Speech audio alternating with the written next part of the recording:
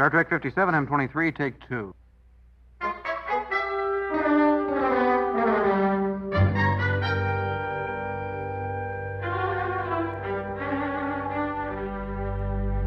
It's the It's Got Star Trek podcast.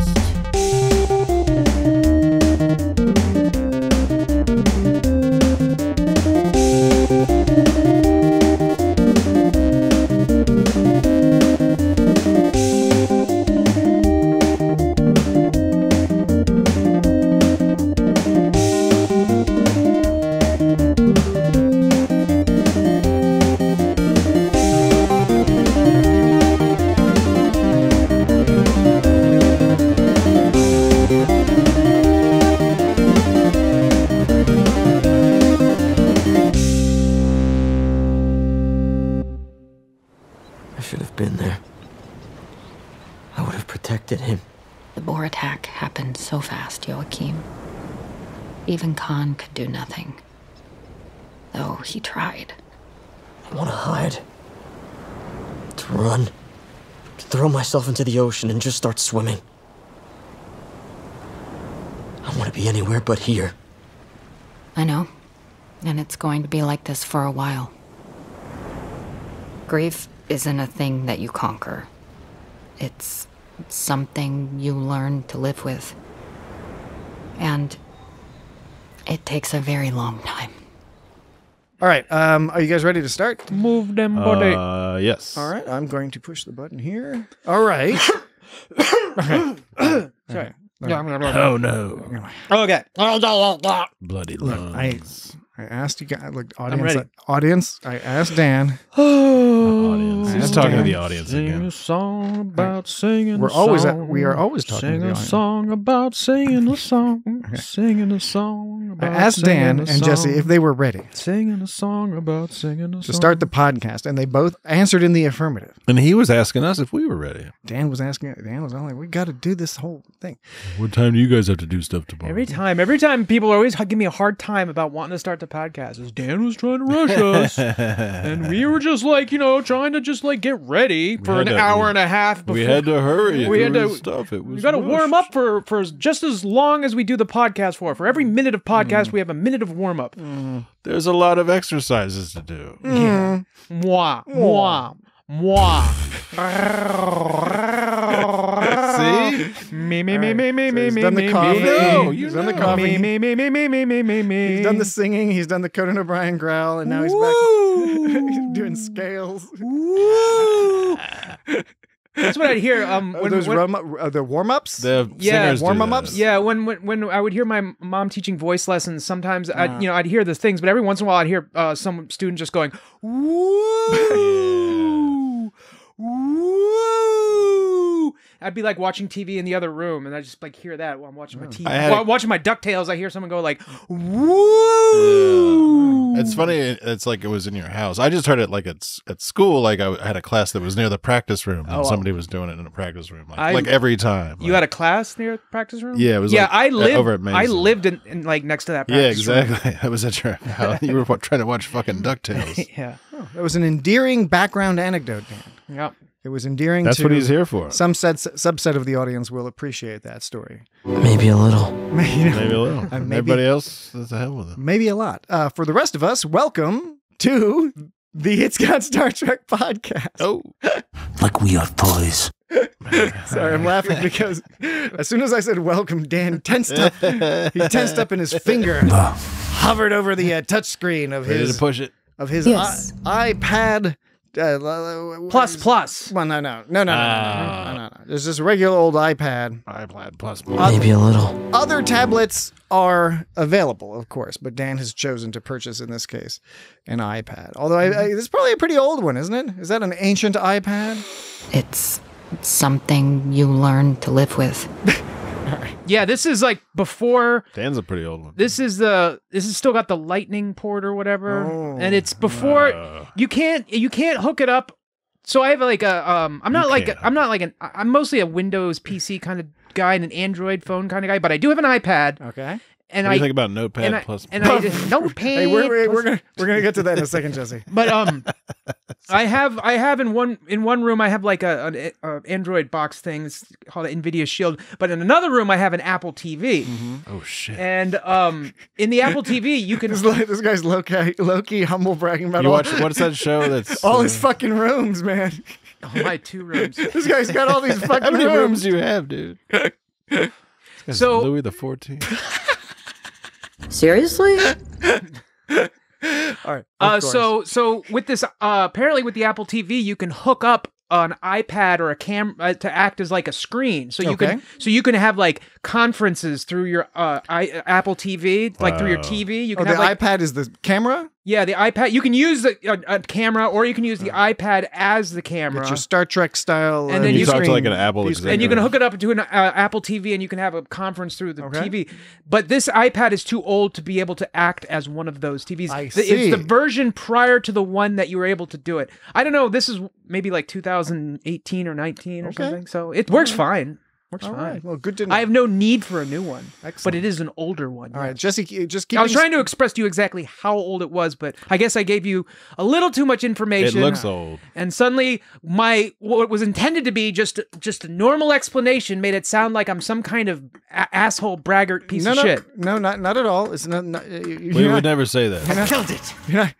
We don't think you're bragging about having this ancient piece of technology. But you're like, he's got an NVIDIA Shield and he's got an Apple TV. Look at this guy with all the things. He's bragging. I forgot about those. I was talking more about the rooms. What I meant to mention to Jesse Leave me alone. is we just got to keep track because Dan has now provided 2 separate personal anecdotes to help endear himself to the audience. Yeah. If he wasn't already endeared. We may have to squeeze in a few of our own along the way. I'm going to squeeze it. But Is this how it is to be between us? But first, we do want to get the podcast started. Because of all of Dan's business there, I'm going to have to cut short. I had this whole thing about like a joke on Do Your Worst, which is the name of the episode. Oh, yeah. It's the Do Your Worst, except I had... Do your worst. Yeah, but there's like a whole like Do Your Worst, kind of like do your worst, because it's a sausage joke. There was a whole thing I was going to do, but I'm not have to throw that out now. Oh, it's tossed. Can't do it. You know, not enough time. When I was organizing my files and my folders and my Talking about your sound files? my sound files, when I was organizing them all, Your Star Trek sound files. when I was naming my sound files, and when I placed them in the folder I have like the episode number and name, and then like I have like the subdirect. Every time that I had the word worst, I replaced it with worst. Worst? Worst. You mean like WURST? Yeah, like for example, Do your worst. I spelled it WURST. You did that as a joke. To myself, yes. I was not intending to share that with anyone, but because you mentioned it just now, I decided it would make sense for me to bring that up. But will that joke hinder you in the future if you're searching for? I was thinking about that. This? But do you think you'd remember the joke? Well, I was considering that before I did it, but I was like, sometimes you just got to live life, All right. And so I decided to live life, and because it amused me. Okay. So like in the episode, the folder is titled STK-S01E03 Do Your WRST. That's the folder. The worst. Yeah. Does anyone else? Is that what you guys would call it too? STK? STK? No, I've been just calling it con. Oh, but you have to have 3 letters. That's what Star Trek has to do. It's like TOS, VOY, DS9, TNG, ENT. Yeah, I don't subscribe What about to precisely DIS? that. I think that's the whole. I think the pattern's been established. So DIS. I do. DIS? Yeah. I do TOS. I'm down with that. I don't know about I do that. TNG. I do DS9. Those work. Voyager I just usually spell out. Voy is silly. Come on. Voyager's a short. It's a one word. Enterprise is one word. Ent. It's not. They're not fucking tree people. They're not ancient wise tree people. No, yeah, No, but if right. you're gonna- if I was writing it down, But right. it's Enterprise. But if you're Sure. talking about a file pattern, it's easier to like have an established if you're file gonna pattern. label something, if you're gonna type something, write something. See, I'm thinking about this in terms of like accessing files and having file names in a specific pattern to make them more easily accessible. Yeah, I hear. I too am nostalgic for the old days when you were limited to 8 characters and 3. No, this 8 isn't- characters for a file name and 3 characters This for an isn't. extension. This doesn't have to do with space. It has to do with pattern matching. Okay.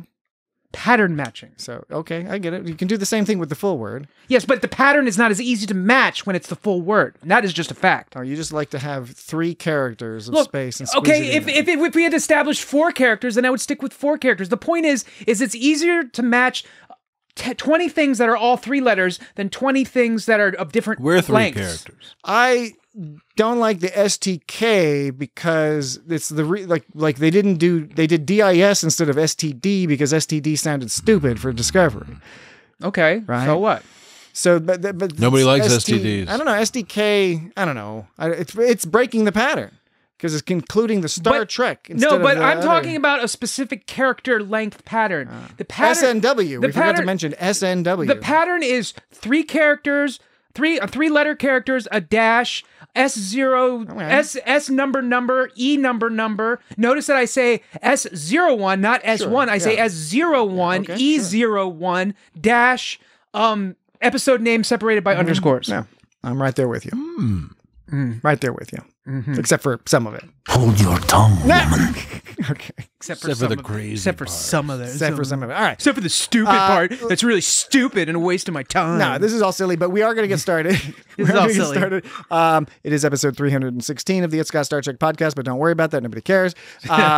Do your worst. Don't worry about that. It's not that good a joke anyway. I do have a special... Did you actually have a joke about? You didn't actually have. I do have a joke. Are you? Well, you got to tell it at some No, point. I don't tell it at this point. It's like Maybe we don't on have the- enough maybe But time. you spent all that time making on the this. extra bits. You spent all this time making this joke, and we don't even get to hear it. Well, I didn't make That's You- like you saying. can tell it to us on a break or That's like saying. That's like going up to saying and someone and saying like, dude, guess what? And you're like, what? And you're like, oh, never mind. I shouldn't tell you. And you're just like, of course you got to tell me now. You're just teasing me. All right. Well, I'll tell you later. You're just teasing. We will have a second break. Add 'em up. Add 'em up. Add 'em up. Second break. You add are 'em of up. no use to us like this. So when we get to the second break, we'll have a second break. Add 'em up. And I did want to comment. Tarek mentioned our old friend Tarek on Blue Sky. Bluesky. Referring Bluesky. to last week's conversation. Tarek votes in favor of more Notepad plus Notepad Word plus up, dude. plus. stories and anecdotes. So that's something you can gather. And the Notepad. listeners, write in at feedback at itsgotstartrek.com if you have any fun or interesting anecdotes about using Notepad plus plus. Yeah. Yes. Yeah. I was just gonna say that I didn't mention that I mentioned my older brother Rob knows about Notepad plus plus. Sure. I failed to mention that my younger brother Alex also Okay. I'm sure knows about Notepad plus plus. I didn't mention it before because But you haven't confirmed it with him.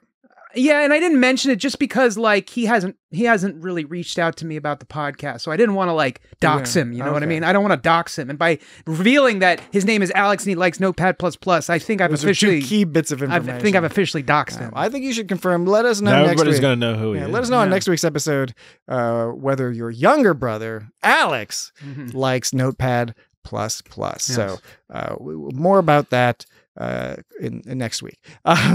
In the meantime, last thing. Last week we also played our inaugural game of Muffin Mouth. Good. Which turned out very well. People responded very well to Muffin Mouth. If you don't know what Muffin Mouth is, go back and listen to last week's episode. Yes. You will find out. And I think we will be doing some more of that in the future. Probably some Muffin Mouth. We might play a few other games, cribbed from Dan's old times in the radio when he was doing drive time stuck radio inside of at the radio. midnight. Midnight style drive time radio.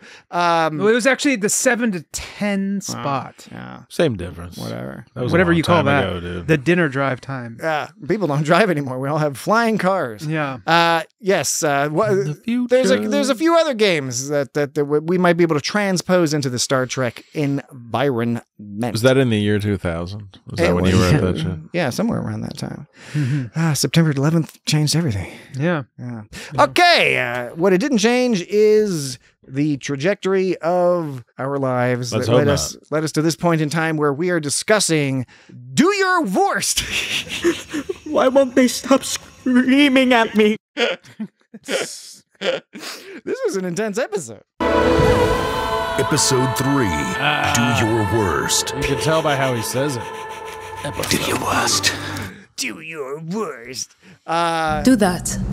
I do enjoy the announcer at the beginning. So, like, hilariously, cheesily in your face about every episode title. Patrick, were you telling me that the guy who does the narration on Mythbusters is Australian? I believe so. It's the same guy because I was watching. It's an Australian produced show. Well, I knew that. I knew that. But like I was watching Mythbusters and it was at an Australian narrator. But you're saying that's the same guy? It's the same fella. He sounds so different. He sounds so different. And I'm not just saying like one has an accent, one doesn't. It's like no, he sounds like a different person. And the Australian edits are longer. Not just Australian. There's an international version of Mythbusters and a Discovery version. And Discovery always cut out like 3 or 4 minutes. Gotta have more commercials. Exactly. The one with the American English accent sounds kind of like he sounds like kind of a square, but the Australian narrator sounds like he's cutting loose. Like he's that's the difference between America and Australia. He's like it sounds like he's in it to have a good time, whereas the American one sounds like he's just like oh he's a nerd for hire. Yeah, exactly. Right, they sound like two different. They sound like different personalities. I think you summed it all up there and so succinctly. So. Yeah. Between Australians and Americans. Yeah. Our approach to speaking. And Australians like to cut loose. Yeah. Can Isaac confirm that with us that Australians like to cut loose? I expect he can. I expect Isaac from the Trek 365 podcast. Yeah. He could write in. He could send us a voicemail. Saying if Australians like to cut loose. And letting us know whether or not Australians, in his view, as an Australialian. Not in the Elvis. Cut loose. Although he's from Tasmania. And Tasmania, according to YouTube, is an island where nobody lives. Except a bunch of pie holes. Yeah, there was one of those. Jam eaters? Jam eaters. A bunch of pie holes. Pie holes. What are you talking about? Fuck. Jam eaters. They do have like 36 political parties. But anyway. That's cool. So I got one of those YouTube video suggestions. It was all like, it was like somebody like shrugging. There was like this lady shrugging. It's like, why does nobody live in all of this part of Tasmania? It's like, I don't fucking know. I don't know. They got them devils. I didn't watch the video. But Isaac, write in and let us know. You know how to get to us. Mm-hmm. All right. Anyway, this was ridiculous. What we're talking about Star Trek? Star Trek Con. SDK. Star Trek Con. Do your work. Why won't they stop screaming at me? Worst. Do your worst. Close your eyes and draw a picture in your mind of whatever it is that screams. So we kind of drop right back into the story, except we go back to the main character. That was weird and funny. The bridge character, the bookend character. The what? What was the historian lady's name? Lady. Oh, Dr. Lear. Lear, yes, Dr. Lear, which is funny because she's like leering into the past. Whoa, weird. With her eyeballs. Uneasy lies ahead that wears the crown. And she's dealing with Mr. Tuvok. And Sulu. Mr. Vulcan and Mr. Ensign Vulcan. Oh. And the meteorites, the meteor shower sounds like rain on the hull because I guess Mr. Sulu, Captain Sulu, turns down the shields because he likes to hear the plink of the meteors. It sounds nice though, doesn't it? On the hull. It did sound nice. The way they described it, how he likes the plink. And the sound design was fun because it didn't sound like rain. It sounded like little rocks hitting something, but it was pleasant. That sounds. Does it rain in space? Woohoo! I love the rain. What's that from? Woohoo! I love the rain. From Star Trek, dude. No, yeah, Star Trek. That's an episode of South Park called Licecapades. Oh, okay. All right, now Come on, Kelly. Kelly, no. Yeah, it's when the how's my baby? Yeah, when the lice. Hey, Kelly, how's my baby? You just described every episode. Lice of South Park. shampoo comes in. It's a. Woohoo! I love the rain. And then the child starts to dissolve away, right? Well, yeah, because it's an anti-lice. They're dancing shampoo. in the rain because the lice are in his head because he's taking a shower. Then he puts in the lice-killing shit in his hair, and then they all melt away. It's gross. It's horrifying. Yeah, it is pretty horrifying. Oh my goodness. A monstrous visage. I haven't seen that show in decades.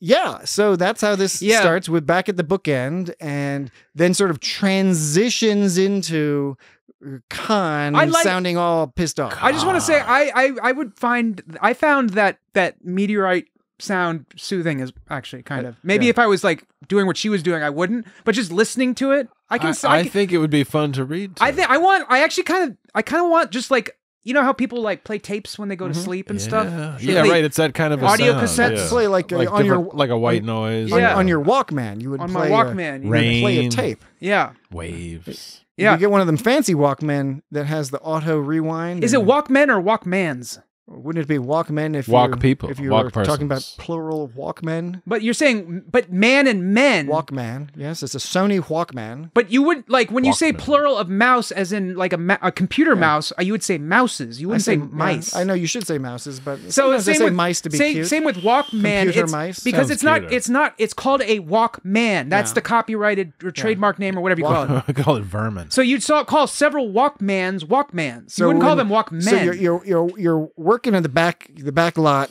of your Circuit City, yeah, or your Radio Shack or whatever. Yeah. And you're back there waiting Circuit City. You're waiting for the shipment to come in, and the truck is just backing in, beep beep beep beep beep beep, backing in.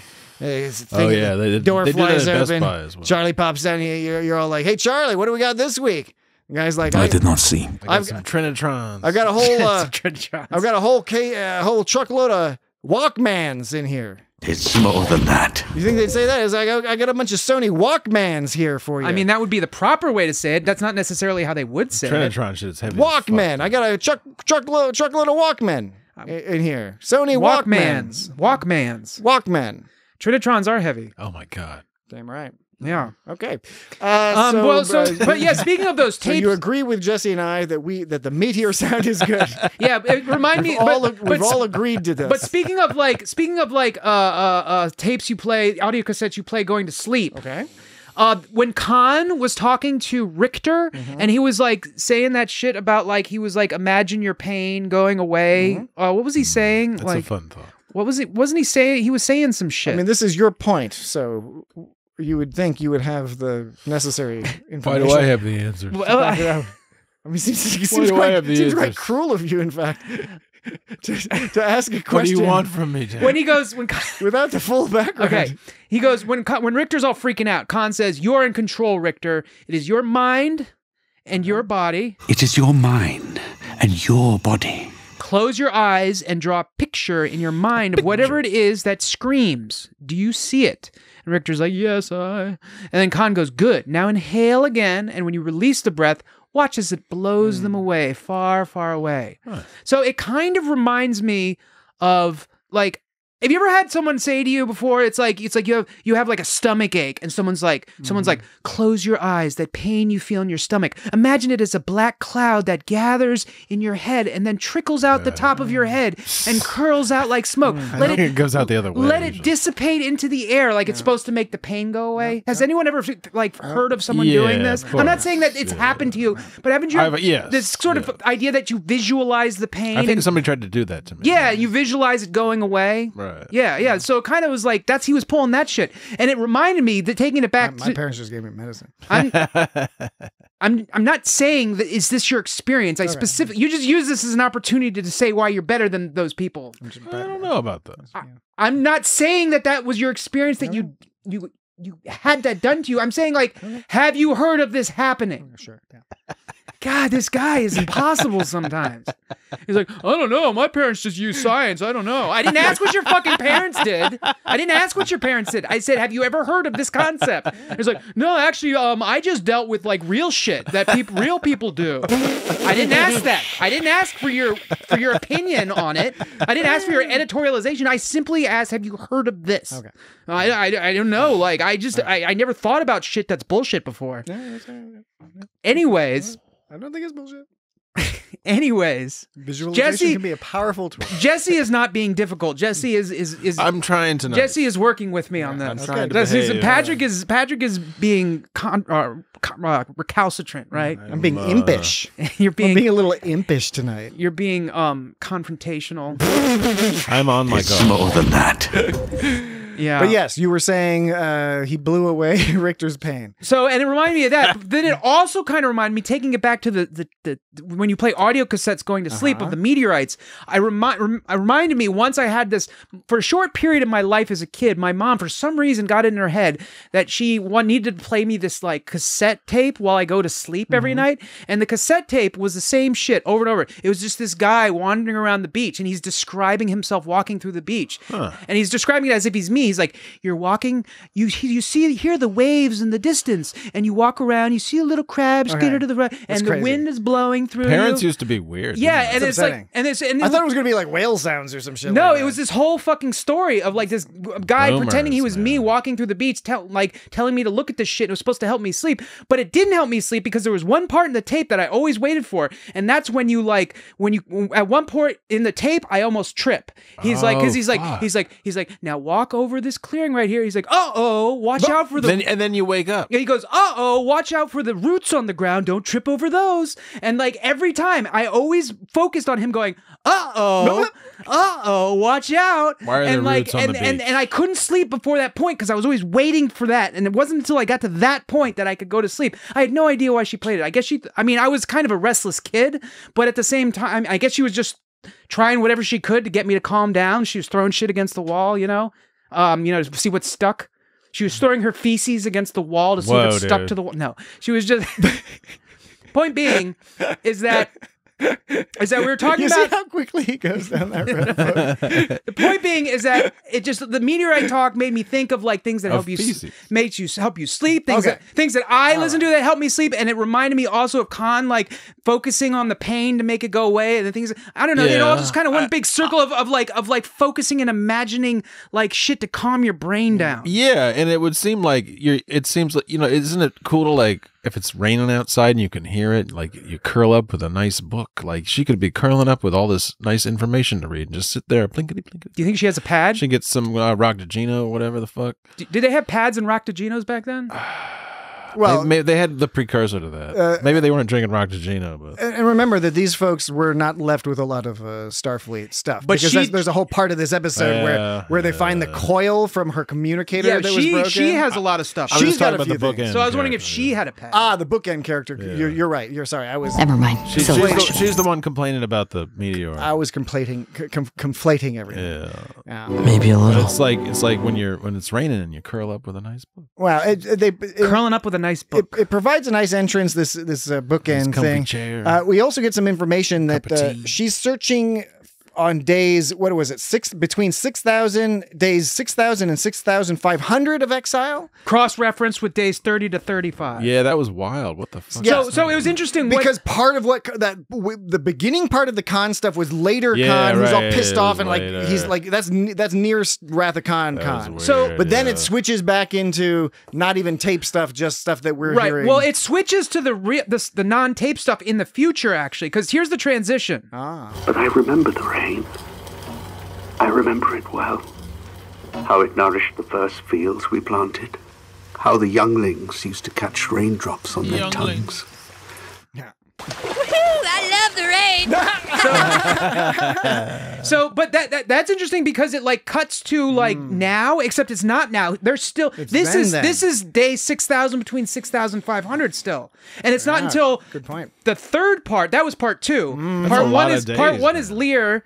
Part and Tuvok. Part two is that is that transition, but then part three is when they actually jump back to back in time, which is the bulk of the episode. It's a nice transition, but it's a little confusing because when it fades from tape to sounding like not tape, my immediate thought is, we're in now, but we're not now. No. When was then now? Soon. Yeah. Yeah. Spaceball. Yeah, Spaceballs. Absolutely. Yeah. Because we do Spaceball. We don't do Sandlot.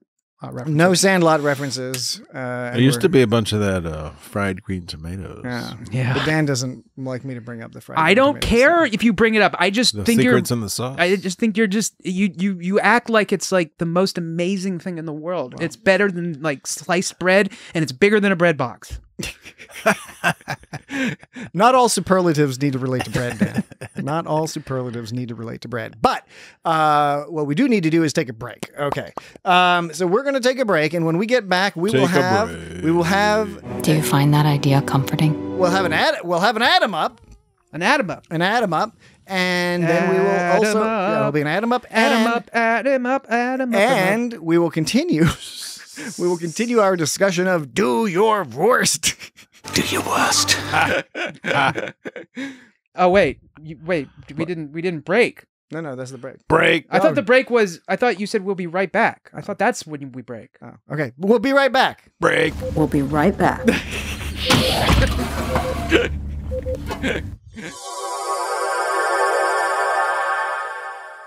And we're back. Hey there. Word of this is going to get around. Word up. What's the word? Word up. Word up. Who is that What's the word? What is the word? Word up. Perfect. All right. So we want to get back to our discussion of do your worst. It takes a very long time. Yeah, soon. But first, It's got Star Trek. But first, in proper It's Got Star Trek fashion, we have to digress So waste your time. briefly and momentarily. I assure you. Nothing really changes. Because I have devised a second break add 'em up. And That is wise. we haven't done one of these before. Dan and Jesse are looking at me like, what are we going to do? So it's very simple. It sounds fun. All we do is we take the number 3,756 and you add it to the number 6,279. Dear God. I'm fooling. That's not what I'm talking about. I will not release you to this madness. Silly. That's silly. That's Patrick being silly. No, what I actually mean. I was about to get my calculator. Something you learn to live with. I'm not talking about adding numbers together. No. It's like he can't think clearly anymore. I'm talking about the ads that are served to you, because I want to ask you all a question, right? There's like some ad for pants or something. Oh, well, see, that's what I'm getting at, because I wanted to know which ads you all got. Now, we're all relatively local to each other, so it would be unsurprising if we were targeted with similar or identical ads. I wondered if it was different because I'm listening on like an iPhone. Well, yeah, there's different I'm on Apple Podcasts. etc. Apple Podcasts. There's the geography, but we're similar age, similar demographics, etc. Are you testing me? That's right. And there's that age shit. They're always like targeting certain audiences. I'm sure folks around the world baby food and get such. different local ads, different ads, or no ads at all in some cases. But I had this guy's got no ads at all. I had a specific question about this ad that I got, and I think, Jesse, you must have gotten the same ad. I'm just going to start playing some of this ad because I just had a couple questions about it. All right, here we go. Hate shopping for pants. You're not alone. Jack Archer's Jet Setter Tech pants are basically the answer. Okay, so I was hoping. Let me just go back. This. That's not an answer. Did you get the same? Did you get the same ad, Dan? Yeah. Dan, same one. Or you don't remember? Or you skip the ads? I listen to it on YouTube. I've got some high tech shit, and I just skip over. And YouTube doesn't have ads if you subscribe to the YouTube. It was humble brag, another humble brag by Dan. I've got more than one room. If you don't subscribe, I've got more than one room in my place. I've got an Nvidia Shield and an Apple TV, and I subscribe to YouTube Plus or whatever it's called. I listen to YouTube in my kitchen while I cook my souffle, and my souffle of floppity flows, my souffle of veal mignon, banana veal mignon pudding. I too, Dan, subscribe to YouTube Premium. Yeah. All Premium, right. Well, so this will be great for you, Dan. This will be new for you, but Jesse knows exactly what I'm talking about, and I expect some other people around the country will. So again, let's just listen very closely. Because what I do is what I've been doing is I listen to it while I play this game Astrobot on my PlayStation. I play Astrobot. Is that that sounds cool. Wait, you got a PlayStation 5 too? I mean, is Astrobot one of those games it costs like $1,000? It's kind of like a Mario kind of game, but it's different. Okay. It's like endlessly charming. Right. That game is endlessly charming. As is this bit. So listen to this. Listen to the beginning of this commercial again. Listen to this. Back at the range. Hate shopping for pants. Okay, so who isn't? So the premise of this commercial. Never mind. Silly question. This commercial that's been targeted at a 45-year-old white male in the United States of America on the Atlantic coast is a commercial where the premise they're starting with is that I hate shopping for pants. They're quite an assumption. I thought of this as being quite the assumption because I have no problem shopping for pants. I don't hate shopping for pants. I'm not going to say it's my favorite thing to do in the world. I don't rush out at every opportunity to go buy some pants. I hate pants, but I don't mind shopping for pants that are reasonably, comfortable to wear. Precisely. Damn it all to hell. What was he thinking? It's not that big a deal to go to one of the shops, find pants that are approximately your size, and try them on. I apologize for the semi-Obama thing. That was on accident. With no thought for your own well-being. I miss that guy. So yeah, this commercial, I'll just play a little You're bit not more. alone. Jack Archer's Jet Setter Tech Pants are basically the Jack Archer's Jet Setter Pants. Yeah, that sounds answer. Thank to every you guy's for closet that struggles. truly piercing With their insight. Customizable fit, wrinkle-free fabric sourced from Japan, and all-day comfort. These pants can take you from work to weekend without. So okay, these pants that you don't even have to think about buying because you don't have to go through the process of buying because you hate buying pants. So you just buy these Jack Archer Jet Setter pants. And by the way, I'm convinced by this ad. I must say, you buy these pants, and they're straight. They're somehow related. You don't to even Japan. have to think They're about related it. to Japan. You don't have to think about that either. All you got to know is that you can take these from what was it from? Don't work, even worry about it. From work to the blurk. What did it say? Work to the blurk. Yeah, that's No, where. hold on, That's let me- where. The weekend. Pants can take you from work to weekend Yeah, okay. without missing a beat. All right. Seriously, these might be the only pants you'll ever need. Okay. Seriously? Okay. Another bold assertion. How many pairs do you have to buy? Look, I get it. You want to sell me pants, but you're suggesting that I may only need one more pair of pants for the rest of my life. Not just one style, but like just one pair. What about like putting them on and taking them off? Don't even worry about it. I don't think that's a They viable. kind of go on and they come off. I think the problem with the ad is it's logically not a viable business plan to sell you I don't know. one pair of pants for the rest of your life. Style them with a Jet Setter tee, legacy button-down shirt, or the buttery legacy polo sweater. Buttery. What's buttery? The buttery about a legacy shirt? polo sweater. I say button up. Is that Or that the wrong? buttery legacy polo sweater. Buttery. I like button up. Yeah. You say she said Button-down shirt, or the buttery legacy polo sweater, and It's the same as button down. But I mean, is button up the wrong way to say it? No, what I think it's interchangeable. Say I wear a button up shirt. It's like inflammable. Well, do you mean a shirt that's got buttons all the way down? It's like button down. It's got buttons all the way up. Or all the way down. Yeah. I think you can say button up shirt. I think it's like a tomato. Yeah. Or I usually say It's more than that. I wear a blouse festooned with buttons. Festooned. Festooned. I see. Anyway, that's enough of that commercial. But anyway, that was an atom up and Buttery. And I just have a bonus. Buttery. Thing. Yeah, buttery Buttery. Japan. You only need to buy these pants. You have no some, more. Buttery bonus. Don't got to think about it. But the bonus is. The bonus is immediately after. There's two commercials. Two commercials play at the beginning of each of the episodes. That was commercial number 1, right? And so just to remind you, commercial number 1. hate shopping for pants. Hate shopping for pants. Never mind. Silly question. Commercial number 2. You know that feeling when you've spent hours booking a trip? It's like That's the same person. It's the same person. Yes. It's the same person. That's what I thought. She's sitting there. She's like, all right.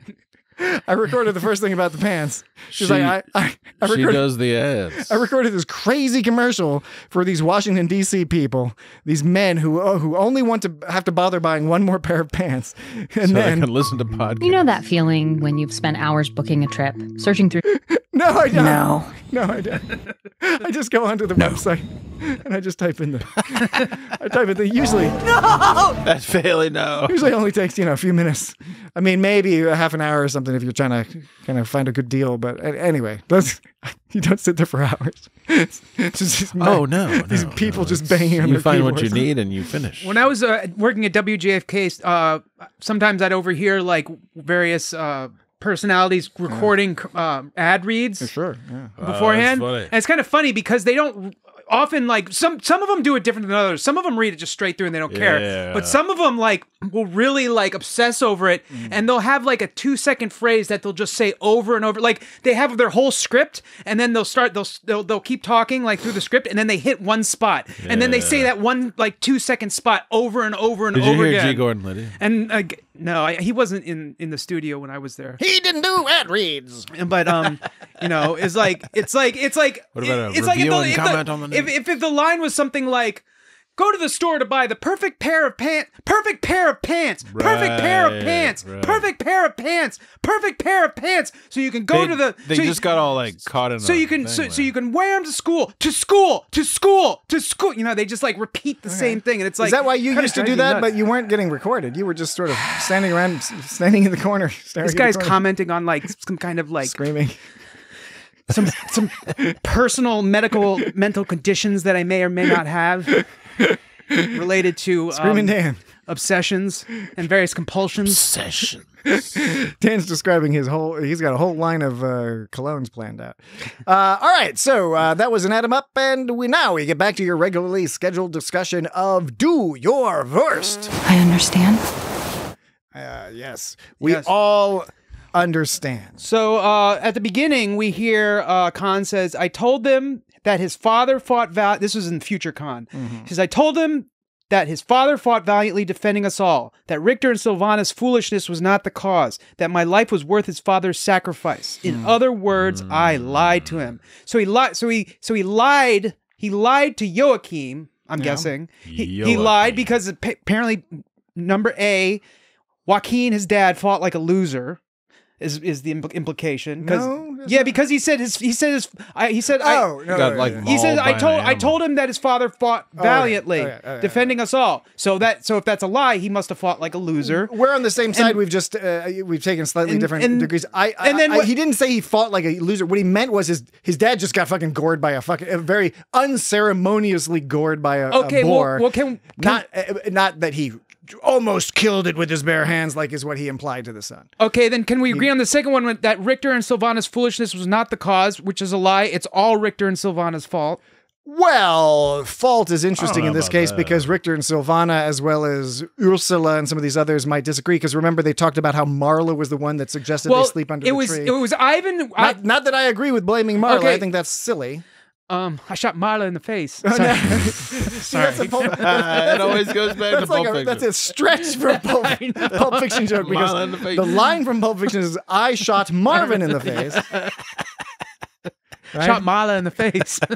Why'd you shoot Marla in the face? I didn't mean to do it. He must have hit a bump or something. Car didn't go over no motherfucking bump. I apologize for the inconvenience. Thank you, Dan. Thank you. See, Dan's a good stand-up person because he knows what he did was misbehaving. He misbehaving. Yeah. He was accusing me of being impish earlier. Impish. I know you accuse yourself of being impish. Because it's fun to be impish. I accused you of something much more sinister. I don't remember what it was. You just said I was recalcitrant. Demonic. Yeah, that's what it is. Yeah. No, Ivan was the one who said it was Marla's fault. Yeah. But then not far afterwards, Ivan started blaming himself. He's like, I'm growing soft like Richter. It was my fault. I should have. He said upset that he didn't magically sense the danger. He said, I must be growing soft. Careless. So he simultaneously blames Marla and himself, but he blames Marla and bashes this other guy. So what he does is he blames Marla to her face, but when Marla's not around, he blames himself. So it seems like the reason he's blaming Marla is because of his own insecurity. Marla is MacGyver. So I think he does. MacGyver's. MacGyver's. Oh my God. Sorry, I would just have to. No, I know. It's just like, can we settle this in a second? Let me finish what I'm trying to say here. Yeah, I get it. It's like there's this second conversation.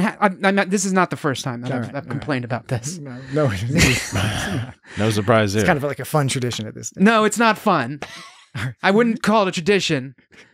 And the more I complain about it, the more it starts to feel like it's somehow my fault. No, definitely not. Definitely not your fault. Okay, so what I'm saying is, he blames Marla to her face, but then when Marla's not around, he's talking to Ursula and he's kind of blaming himself. So what it seems to be is like he's blaming Marla like so intensely because of his insecurity. Yeah. Now I'm sure he blames her somewhat, but he has a violent reaction to her sarcasm when she's like, "Thank you for that truly piercing insight." And he like fucking grabs her and like threatens her basically, which that actually, when I heard that, I was like, oh man, that's not cool. Don't do that shit. Well, we discussed this last week where we realized they were setting Ivan up. On Ceti. In episode 1, we're introduced to Ivan. We don't learn much about him other than, he's sort of aggro. He's aggressive. Episode Seems 2, Russian. which we discussed last week, it was very clear that they were sort of making him an asshole. They want the audience to be able to have an antagonist here because from a literary perspective, we are going to want to identify with, or if not identify, at least sympathize with Khan. And the trick is that Khan is this, in many ways, terrible person. Mm-hmm. So in order for us to sympathize with him, it's going to be helpful for them to have this heel character, like in wrestling, you got to have the heel. Mm-hmm. And Ivan you have a Russian guy. Ivan, well, it's a little bit on the nose, but Ivan is increasingly the heel. And one way they're making him the heel is by having him be so misogynistic. He's repeatedly misogynistic, even though he seems to respect his own genetically engineered brethren pretty well. They're still coloring him as being misogynistic. Right. And she expresses concern that like if Khan wasn't here, like he would be in trouble with Ivan. Also, and when he grabs her, she's like, let go of me. He's like, don't tell me what to do. He's like, let go of me or Khan will make you let go of me, which kind of sucks for her because like that sort of enforces the idea that if Khan is not around, then she's kind of out of luck on this one. And her saying that to Ivan probably frustrates to the point where he's like, okay, well, I'm going to wait till Khan's not around. Right, but like, she didn't have a lot of options. Exactly. Right then, that's all she could sort of play at. It stood out in part because the first 2 episodes, a lot of time was spent with Marla publicly trying to distance herself from that kept woman situation, right? Like being Khan's woman, although in this case, she has to rely on the Khan's woman stereotype in order to save herself. And there's another part that was interesting when Mado goes up to Marla in her place. She's like asking, she's like talking about, it's like, oh, you got these chimes set up. And then Marla goes, I just tied up a few scraps of metal and hung them over the door. And Mado says, to warn. No, I was fine with that. You can just keep going. Chimes, yes, that's the word I said, Jesse. Yeah, he does why did you say chimes? The thing is, Dan is like it's like those are obviously chimes. I'm just speaking to the character. The issue is I'm sorry. I thought you were. I'm sorry. I mistook it because sometimes you just repeat a word I said. Yeah, it wasn't about like. Okay. It's sort of like it's like a hype man thing. And the thing is Dan, what I've noticed while editing the podcast is the tricky bit is you often just don't notice. This was one of those instances where you noticed. However, when you listen back, you'll notice you and I will be talking, and then just occasionally, Jesse will just chime in. No pun intended. With like in this case, it was chimes. Yeah. So I apologize for that. Totally unintentional. But you know what I'm saying. Maybe it was. So anyways, so she goes, I just tied up a few scraps of metal and hung them over the door. And Mado says, to warn you if anyone approaches, that is wise, at least until Khan returns. Now, before y'all say anything, there are 2 things that I thought this could mean. One, does this reference to MacGyver? One, this is the TV show MacGyver. I'm sorry. There was a bit of humor. That was not me. I know, Jesse. It was Patrick this time. It was just meant to be a little bit of fun. Okay. It's McGivers. 2 items. So there could be 2 things. One, you could say, oh, it's wise to hang up chimes. That way you can hear if there's any like animals coming in or something like that, and you can warn it. But the chimes are at her door. And she specifically says, at least until Khan returns. Now you could say, oh, well, when Khan returns, he'll help protect everyone from the animals or something. I don't know. I think, though, what she meant was it's wise that you put chimes over your door until Khan returns, because one of these other motherfuckers in the group might try to fuck your shit up. Yeah. And the way Mado says it, though, she says it very, very casual. She says it very, very casually. She knew already. Like, she doesn't even say it in like some warning. She's just like, that is wise. She sounds like, oh yeah, that's a smart thing to do, because someone might try to kill you. She doesn't like So the way she says it, it's a little misleading. Could have been me. Her tone makes me think it's not as dire as it is, but when you look at what she's saying, she's basically saying like everyone wants to fucking kill you. Yeah. But then Marla talks about how Ursula, at some point between when we first hear her talk to Ursula, things seem fine with her and Ursula at first. Yeah. But since then, we've at somewhere in between then and now, Ursula has decided that she has no use for Marla. That's what Marla says. Right. Ursula has no use for me. Or at the moment she doesn't. Right. And then at the beginning of the same conversation, Mado's asking if she took scans of this creature that attacked Sylvana and Richter or whatever. The Ceti eel. Or was it a Ceti boar? Or was Ceti eel. It wasn't a Ceti dactyl, though. It was not a Ceti dactyl. But she goes, Ursula wants this information. Marla's like, why didn't Ursula just ask me herself? And she's like, oh, never mind. Silly question. Now, if Ursula there's a difference between not having a use for someone and thinking someone's fucking dumb and annoying. And so it seems like Ursula doesn't just not have a use for her. It seems like Ursula actively dislikes Marla, and we don't know why specifically. Well, unless it's just the whole augments don't like non-augment thing. I think this is one of the challenges they have in the audio format. I was thinking about that this week, that we're dealing with a large group of people who are genetically enhanced, and that's their whole deal. That they believe themselves to be superior people. So because she just doesn't want to waste enhancements. She just doesn't want to waste her time dealing with the superior people from the 90s. The point is that's the baseline, right? That's the baseline that there's already a built-in us or them mentality, a prejudice built in between Marla and these other people, and that we also see that prejudice play up to a certain degree with is it Joachim? Yeah, because he is half augment and half regular old human. Regular. So this is something they keep bringing up. However, too bad Joaquin isn't still alive because he could sympathize. The thing about this, he was married to her. The thing about this audio format that I think they're being largely successful with it, but it is a challenge for them, is having to remind us of the difference between the augments and Marla, for example, because almost everyone we're dealing with is an augment, so we're not seeing that constant difference of ability. Yeah. They have to mention it. Like last week we joked about the Benny Hill walking because they were talking about how augments can walk so much faster than Marla, and Marla was slowing them down, and we just thought it was like, but do they just scuttle through the woods?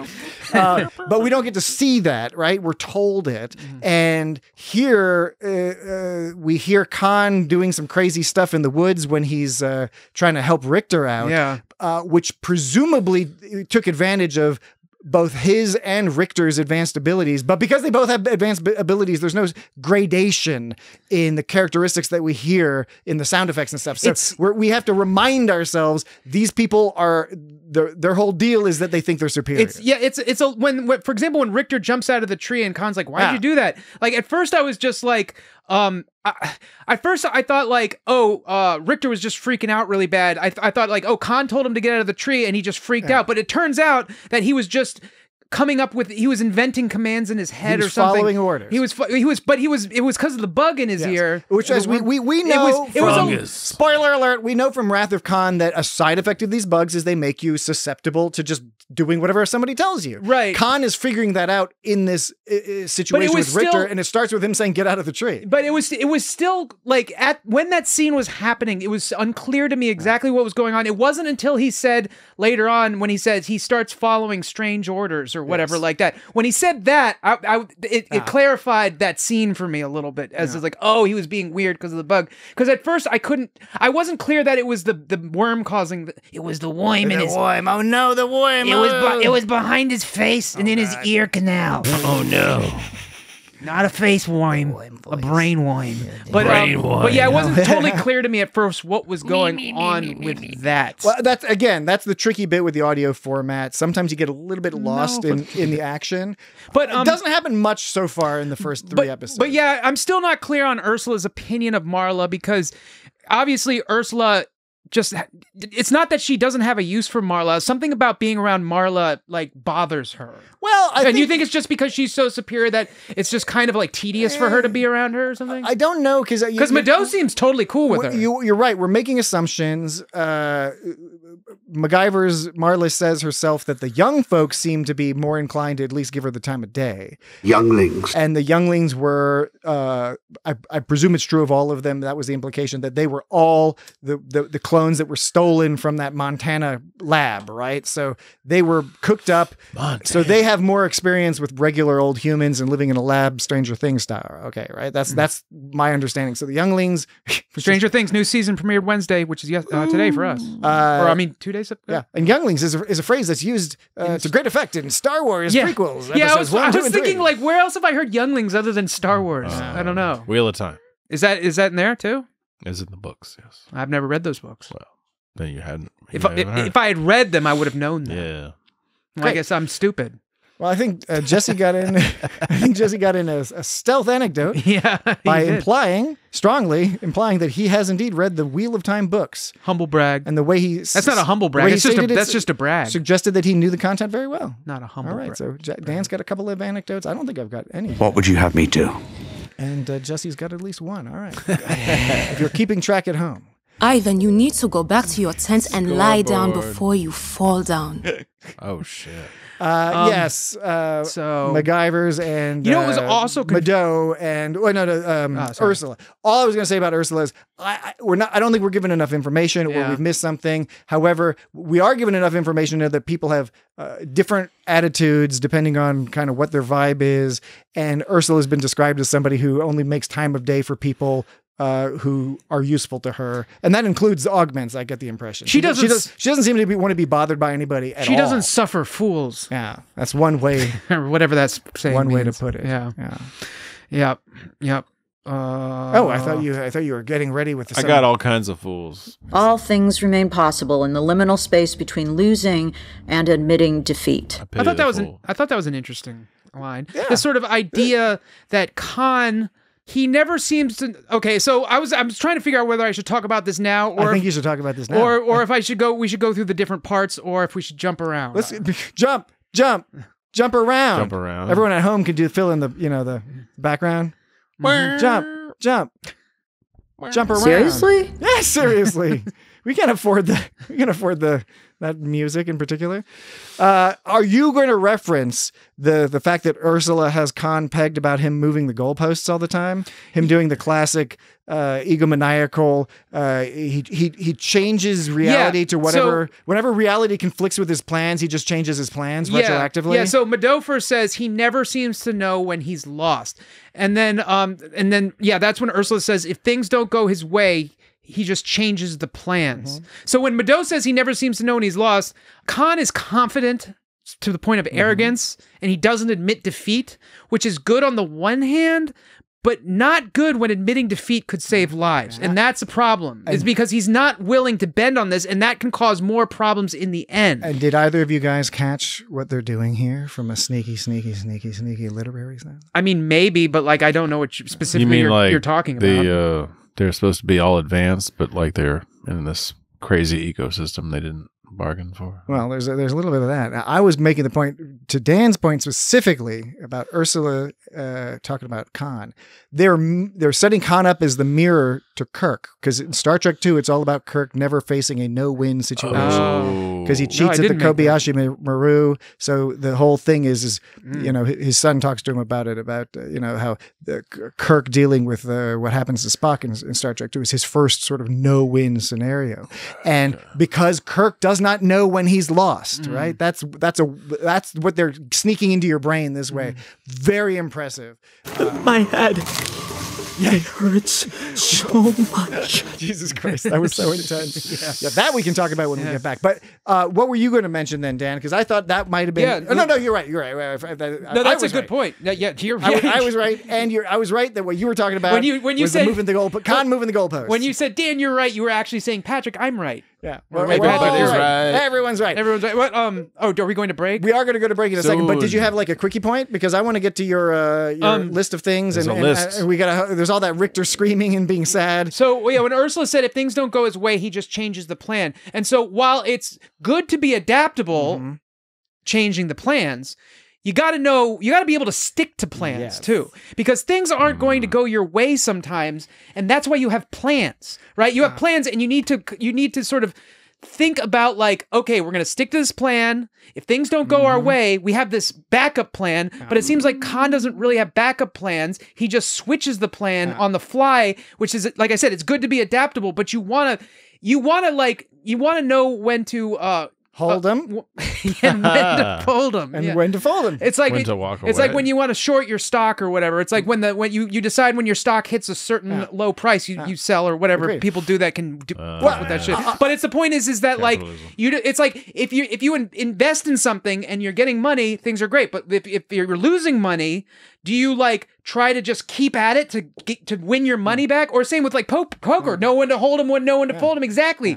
Do you go on tilt? That where it's like you're losing, so you make bigger bets to try to make up for your loss, or do you fold, accept the loss, and accept that I am accepting loss, but the loss is not as bad as it would be if I jumped all in. And that's hard to do that because it's tempting to go all in because there is that chance you could still win. But you have to play the odds. I agree, but I think it's even a little beyond that. I took her implication to even say that he's literally just changing his plans retroactively in the sense that their whole plan was to escape and become like an empire, and then they got stranded on this planet by Captain Kirk, and now Khan is walking around saying like, "This is great. I'm totally into this. We're all this is totally cool." And people are like, Hugo was like, "What the fuck are you talking about, man? This fucking sucks. We're super geniuses. We don't want to have to actually invent shit. We want to like rule over people." Well, that's kind of like if you're like strutting down the street and you trip over something, you're like, "I meant to do that." That's kind of like that attitude. Exactly like that. Yeah, it's just like that because you're just like, that's I've got good. all these rooms in my house. I'm glad I scratched my arm up because I thought it looked cool. So that's what I meant to. We got to take a break, but when we get back, Dan will have a lot more analogies like that along those lines. Well, Patrick is the one who said know when to hold him, know when to fold him. So you started it. We will be right back. Stop it, all of you. Boop boop boop boop. And we're back. Go. Oh. One foot in front of the other, my boy. I thought you were telling me to go away. Oh, go. Get out of here. What jeepers, Daddy? I don't want to go away. You know. What do I know?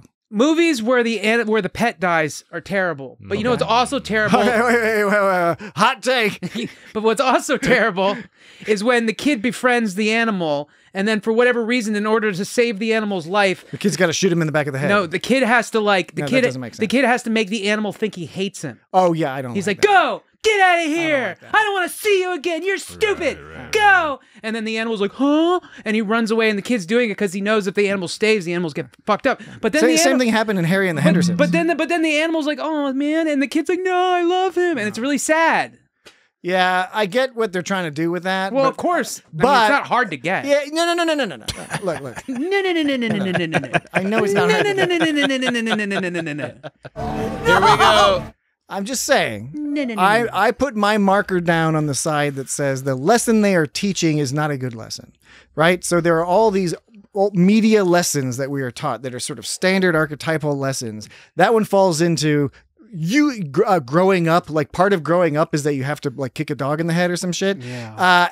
And by the way, often more on the male side. Usually it's a male coming of age.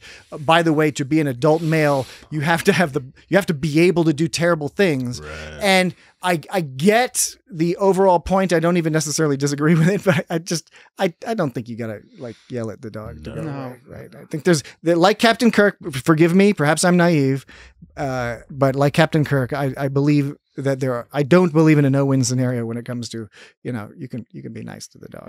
I forgive you, Khan. All right. So what was it? There was a list of things. It's just the different parts. Different parts. Another list of different parts. Yes. We don't have to do it. No. I'm into the list of different parts because it'll help us organize this last little chunk of the show because we still got to talk about Freaky Deaky Richter business, Sylvana business, Ceti Eel business. Okay. So number one was Lear was listening. Dr. Lear was listening. That was the whole part. This days 6,000 to 6,500 cross-reference from 30 to 35 meteorites. Conversation with Tuvok. When 15 years since anything resembling. Okay, blah blah blah. This is great podcast. Yeah, that's great. Blah blah blah. Zippity zap. Zoopity zoop doop doop. Monotone. Talking about shit we already talked about. Yeah, everyone. So when Khan's talking about how like everyone's dead or something, I don't know. He's like everyone's dead or something like that. And he says my darling, implying that he still loves Marla. I'm guessing my darling means it's Marla and that she's dead or something. I believe so. Yeah. So part two is when it fades into him talking about Rain and younglings. But that fade was still into the future Khan, which we discussed. Okay. Number 3, looking for Richter. This is when the episode really starts. Which is where we left Khan at the end. Yes. Last week, he told the rest of the hunting party to go on ahead, back to the main village, and he would find Richter. Right, which was a silly move on his part because because he could have used Ivan's help, but he was like, no, save this body for some reason. I don't know. And then Khan is like cursing the planet. He's always all talking to the planet and the flora and the fauna as if they're people. Yeah, I have in my notes as if they're enemies, they're his foe. Yeah, in my notes I have when you start personifying the planet. Yeah, right. You might be in some trouble. Yeah, you might just from a strategic standpoint. You might have lost perspective. Like if you think you're superior. Right, because you might need to think more about logistics and less about I'm going to cleanse this world of all the monsters. I know when you stop thinking about the planet as a place of nourishment and the place where you're going to live and coexist in and live in harmony and grow a society. When you start to think of it as an enemy you need to defeat, I think you've sort of like lost perspective and scope. And you might have lost the whole war. Yeah, right there. And it shouldn't have been a war, but you made it one, therefore you just lost it. So they find Richter. Richter's fucked up and he's freaking out and something's in his head. We don't know what, but we really do. It's a worm. He's comforting Richter. Okay, that's the end of that part. Yeah. Anything to say? No. 4. Ursula and Mado are making augment babies and they appear to be succeeding. So far, so good. Right? Using the technology they were able to get from Marla. Marla MacGyvers. Who Ursula has no use for, apparently. Not anymore, now that Marla gave her the doodads. Yeah, so Ursula the is... information. Ursula, that's kind of a jerk move on her part. It is a jerk move. I need you until I don't, and then you can fuck off, is basically what Ursula is and doing. Perhaps... Nobody likes her. Perhaps this attitude will come back to bite her in the butt. Yeah. Paolo... He's talking about some kind of... I'm trying to expand the range of this dino scanner. I kept thinking it was like a dinosaur scanner. I got that in my notes too. We know it's not. Yeah. You know, like a dynamometer. Like there's, we understand it's like DYN, right? But obviously, as Dan says, because this old, it was like a dino scanner. I got my dino scanner. Tyrannosaurus Rex. There is more. The T-Rex is closer to humanity than it is to the Stegosaurus. I found a Diplodocus. Why do they call it Jurassic Park when most of the dinosaurs are not they're from the Triassic? The Brontosaurus is made up. Apatosaurus. Ankylosaurus. You're just going to start listing sources. Cetidactyls. Well, cetidactyls, indeed. So Paolo was able to do this. The little coil he found, which was presumably from when Khan smashed up her communicator in her quarters, because he said he just found it on the ground, right? Right. Yeah. So why was he in her quarters? So he wants the superconductive solder, so for his dino scanner, and the thing is he already boosted this dino scanner's ability. Kind of like he boosted the coil from Marla's thing. So audience, we have a large international audience. Yeah. Even though most of you are in the Anglophone countries, not all of you, but many of you are in Anglophone countries. Dan here is using the term boosted. It's a colloquial term in some localities, which is a synonym for stealing. To steal, to boost is to steal. Ripped off. Rolled. Ripped off would be to cheat somebody. Would that be more to cheat somebody? Yeah. Whereas to boost, you might boost a car. You know. You might boost a bike. Totally boost a car. Thank you for that truly piercing insight. Boost a couple of bikes. You probably wouldn't boost a pile of cash. You'd probably just say you stole it. You stole it. Absconded with. Anyway. I thought it was the other way around. So he got this thing from her cargo pod. How invasive was that? Boost a pod. Ursula, who doesn't even like Marla, is even like you thief, you know. Yeah. They notice the hunting party comes back. Joachim is sad because his dad died. At first, Ursula is like, I hear a lot of noise. It must be good news. Yeah, I know. She was all like laconically. She's like, oh, that must be. There's a bunch of yelling. Yeah, right. I'm just, fucking Ursula. Homie. I'm sorry. Is that a Bart Simpson? It drifted in that My home. It drifted that way. Yeah. Things drift towards Marge Simpson in one direction, in the other direction. They totally go. But if you notice, Mado is like all worried, but she only seems to be worried about Khan. Like I forget the line exactly, but she says something like, "I hope Khan is okay" or something like that. And Marla is worried as well. Although it can be difficult to disaggregate Marla's worry about Khan worrying about him specifically, as well as worrying about her position and future safety, because he is protecting her. So it's a nice little tightrope they have her walking emotionally, and in terms of the motivations they provide her, sort of multifold and complicated. She's not some goofy con groupie, right? Okay, I thought that eloquent point that I had just made extemporaneously off the top of my head, I know that's redundant. I thought that would have been enough time for Dan to have figured out what point he's trying to make. He seems to have frozen in place. He's staring at his laptop. He's looking at his notes. I had presumed he was looking up some sort of a line of dialogue or something, but he's just frozen. Oh my God, he's finally come awake, folks. He was, no joke, this man was catatonic. For however long I was just jabbering on about this, that, and the other thing. Danatonic. All right. So what do you have for us, Dan? I have no idea where this started because I just started talking. I used all my skills. I gathered up all my mental strength just to keep jabbering on. Okay. Fill the dead air. Okay, here it is. Better be good. The problem is I had to get a transcript from YouTube, and it was auto-generated, so it's not all the words are spelled correctly. It was a little harder to search. So yeah, all she goes, all Mado says is where they come back, and Mado says, "Where is Khan?" Basically, where's Khan? Like, she's only worried about Khan. She's not worried about Richter. Nobody seems to give a shit about Richter. It does stick out that Khan is not there. And I'm assuming most people probably feel that way. It's like they care about Khan. And it's true because, yeah, like Khan is the leader of their group. It's funny because that's why they get so irritated. They all get so irritated with Khan because, like, it's funny that you can respect somebody and think somebody's a great leader. And because you respect them and because they're a great leader, it pisses you off when they do stupid shit like this. And aggravates them. It's aggravating, right? Because it's like, look, man, you're great. You're awesome at this leader stuff. You're great. You're going to lead us to a wonderful world. Stop being a dick about it. Like it's almost like he's a child in a way, and like he's this great, wonderful, spiritual and practical leader.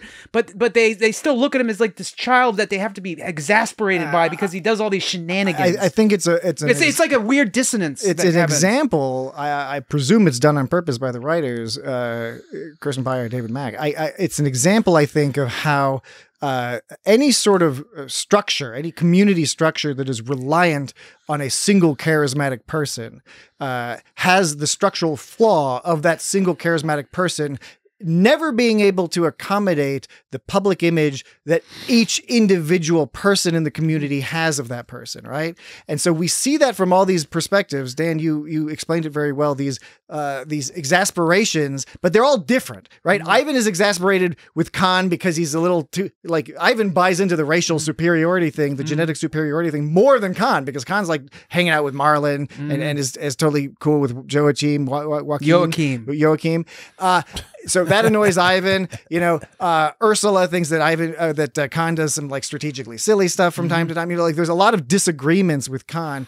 So a charismatic person gets people because they're like, this guy's amazing. But then he can't be amazing for everybody forever, for over the long term. And I think that's what we see, is that everyone's got this vision of him, especially the young people, because Joachim, there's that conversation with him and Marla where she's all like, do you believe in a god or gods? And they're like, we believe in fucking Khan. We believe in fucking Khan. It's kind of like when Tom Brady was telling Jaden Daniels that the most important thing for him to do as a quarterback is to stay healthy so he can be there to lead his team and not try to run the ball so much. Because if a quarterback tries to run the ball too much, they're bound to get injured and then they can't lead their team. It's kind of like that. Yeah, he just was scared to run. Who, Tom Brady? Yeah, he was scared to run. He was probably trying to compensate for that. Honestly, you should be. It's scary to run in the NFL. Well, you wear less big people, and you wear fewer pads when you're a quarterback, so you're more likely to get injured. So I just came up with that off the cuff, by the way. That wasn't prepared. Football. You probably thought I wrote that down. No, I don't. You were like, if you did, it would have been much more eloquent. By the way, just to folks, audience at home knows, I've been clocking the fact that Jesse's been saying a bunch of these things and Dan hasn't noticed. So they've not been aggravating. No, Dan. I just then Jesse was just like, keep saying stuff. No, I'm trying to tune it out. Right. I'm not trying to tune you out, Jesse. I'm just trying to tune out extraneous noises that happen when I'm saying something. Sort of like how Jordy got used to seeing the world through his visor because it's very complicated information coming in. Right. Yeah. It's kind of remember like that. that? Yeah, I remember that. Yeah. I remember that. Yeah. Okay. Continue the chunks. What but no, chunk for the record, I'm happy to hear Jesse talk. It's just when it's just that we're gonna slice that out. It's he's allowed to say stuff. No, I'm happy to hear you speak, and I'm glad when you do. It's just like it's just like when random words fly through by my ears when I'm talking. Sometimes it's just too much. I tend to kind of tune them out. It's like it's just it's all good. these sort of like I'm an intense fellow sometimes. these it's true. Yeah. What's it called? When you sort of what are you talking about? When you punctuate. When you punctuate. Impulsive thoughts? When you punctuate words. Like that. You just punctuated the word punctuate. When I said punctuate, he went punctuate. Penetrate. It's like I said it. Intrusive thoughts. I'm not having intrusive thoughts. This has nothing to do with intrusive thoughts. I do constantly. But this has nothing to do with it. Constantly. This has nothing to do with intrusive thoughts. Okay. So that was that. So they came back with and they're like, where's Khan? Number 5, we go back to Khan and Richter. Richter is a fever. He's freaking out about the thing in his head. He refers to it as they, and he describes their actions as screaming at him in his head. It's which horrifying. Is fucking terrible. All of this is so well acted, and the sound design is really upsetting. And especially because Naveen Andrews as Khan has confusion and fear in his voice, and you see this a couple times in Space Seed and in Wrath of Khan, and it's so important to the character of Khan because it does humanize him a bit. Those flashes where he's like, "Oh shit, I'm scared." Like in Wrath of Khan when the shields start going down because of the whole business. You got to watch the movie to check it out. Khan looks actually scared for a moment, just for a moment, right? And that's happening here in the audio format, which is brilliant. I really thought they did a great job with all this Richter Khan being freaking out at multiple occasions, dealing with something he doesn't know what to do. He doesn't know how to help this dude. I can't get it out. No, please. No. I don't know. Why won't they stop screaming at me? My head. It hurts so much. Yeah, it's upsetting. Yeah. I am Khan. You are Richter. I am Khan. You are Richter. I am Khan. You are Richter. Khan manages to calm him down with those breathing exercises I alluded to earlier in the podcast with mind focusing drills. So Richter calms. Number 6, back at the ranch, Ursula is checking out the wounds of Richter, and they're fucked up. Ursula's like, this shit looks like an elephant, not a boar. Just to let us know how big this thing was. It was big boar. I really want to see that boar actualized. Yeah, because it's not a boar, right? It's some sort of space boar. It's a space Ceti boar. If it was TOS Star Trek style, which this is close to that time period, then this would have been like dyed pink with little horns glued to its head. Yeah, right. Except the rest of it is just a boar. It's just such a bore. And so Ursula is basically like, Ivan, why'd you let Khan go by himself to get Richter? And then Ivan's like, I didn't want to, but he told me. Yeah. And then Ursula, Ivan, and Mado talk about how Khan does this shit. From time to time, where it's like, I went over that earlier, where it was saying like, when Mado said he never seems to know when he's lost, and Ursula's like, if things don't go away, he just changes. We talked about that already, about that whole situation. We did. So now they're all bummed about having to bury people, and then Ivan complains that Hugo got to be buried. This event with the boar is when Ivan is starting to lose faith in Khan, it seems like. Because the thing with Hugo, he hadn't lost faith with Khan, but he just took matters into his own hands. But this whole situation with the boar, Ivan's starting to get pissed about this whole situation. But it's so curious to see which direction they go with this Ivan business. Right, because on the one hand, Ivan is like dedicated and committed to Khan, but at the other time, in the other way, he's like pissed off because he feels like Khan has put him in this position where he feels like he has to like follow Khan, but he's doing all this shit that pisses him off.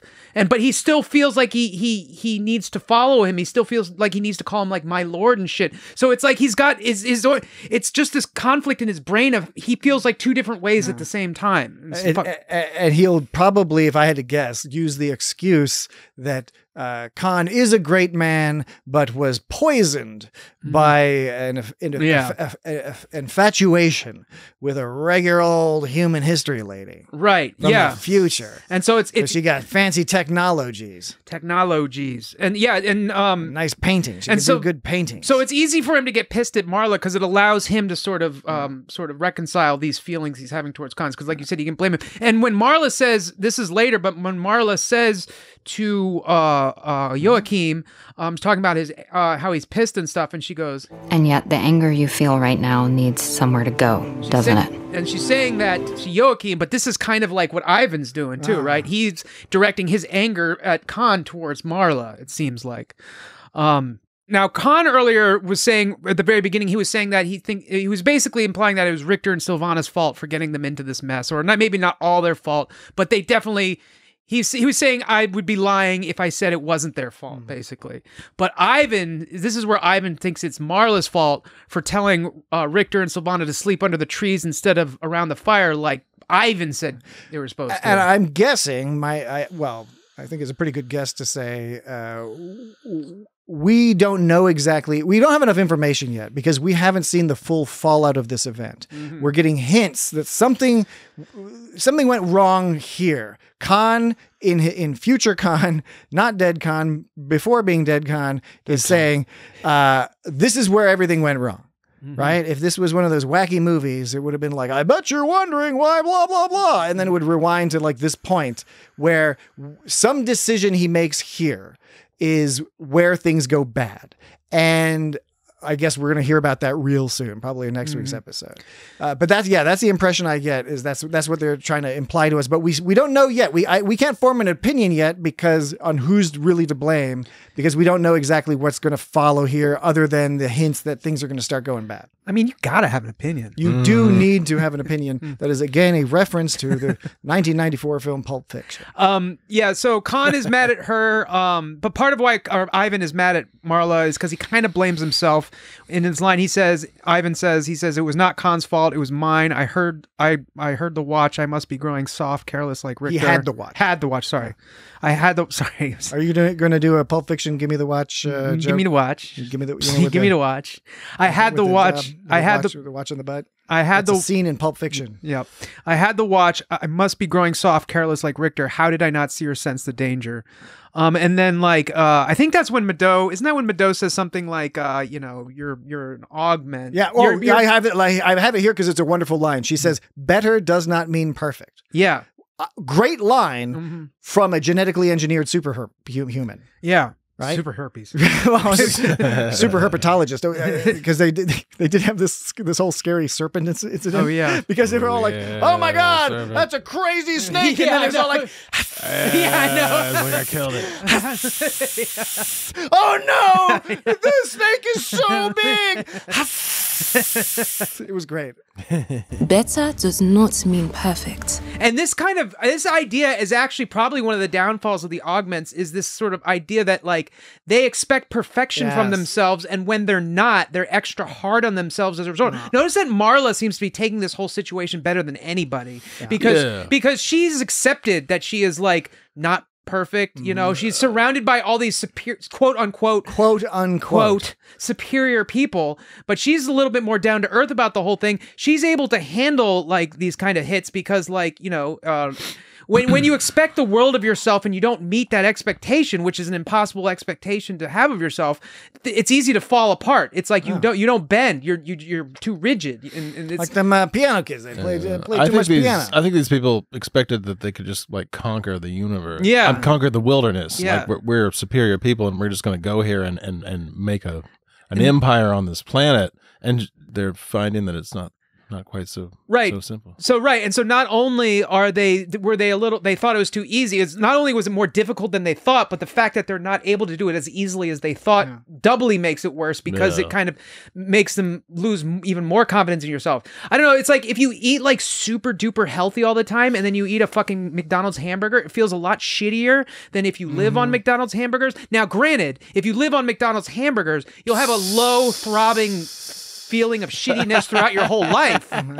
But if you're super healthy, but if you get used to it, you don't notice it so much. You don't notice. But like I said, you generally feel shitty, but it's not as sharp and piercing as if you're super healthy and then that one day you eat a terrible for you burger. You see what I'm saying? Like, do you remember that time you It's kind of like Bobby. Remember that episode of King of the Hill where Bobby got locked up in where Cotton Hill locked him up in that that military academy, that military sweat cage or whatever. Yeah. And like Bobby was just like Hank was all worried because he thought Bobby would be all fucked up from being there in a day, and Bobby just like rolled over. He was sleeping. He was just like on. He was like, "Hey Dad, hey Dad, okay." And then like Bobby, you can get out. Okay. And then Hank said something like, "See, Bobby's like a I can't pile remember. of mashed potatoes." Yeah, right. It's like something like that. Yeah, it's like he doesn't really form into anything, but you can't really break him. You know. So yeah.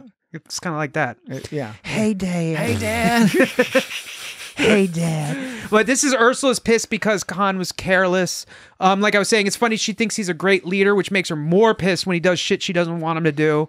It's like the more respect she has from his leader, the less respect she has for his impulsive behavior. And just because she thinks he's a great leader doesn't mean she trusts his judgment. And there's another layer here that I don't know if is overt from the writers or if it's just sort of an implicit thing from the culture that you get hints of in this storyline. And this is a common storyline because it happened sort of in history, with the whole, history and contemporary times, the whole concept that's common with sorry, this is gonna get old. Yeah, well, I was good because earlier you said something about like context or conflict, and I didn't do the joke, but it's okay. Good for you. It's okay. Good for you. No, but it's that idea that you have with a lot of ideologue leaders, fascism, whatever you want to call it. There's a number of cases where the followers have to simultaneously buy into two conceits. Yeah. One conceit is that they are the superior tribe, and the second conceit, that they're stronger, better, smarter than the other tribe. And the second conceit is that one of those dirty, sneaky tribes is ruling the whole fucking world. And those are incompatible beliefs. But if you can have people hold those incompatible beliefs, it means that you can kind of do what you want with those people. You can control them because they're willingly able to hold the ideas like we're both the super genius people and we're being totally undermined by these people who are not super geniuses and are weak and sneaky and conniving. You see a little of that here where their arrogance, like Khan's arrogance, that's partly going to be their undoing. But it's not just because they think they're smart, it's also the insecurities that come with it. So number 8, so it goes back to Khan and Richter. They're getting a drink. They see a big snake.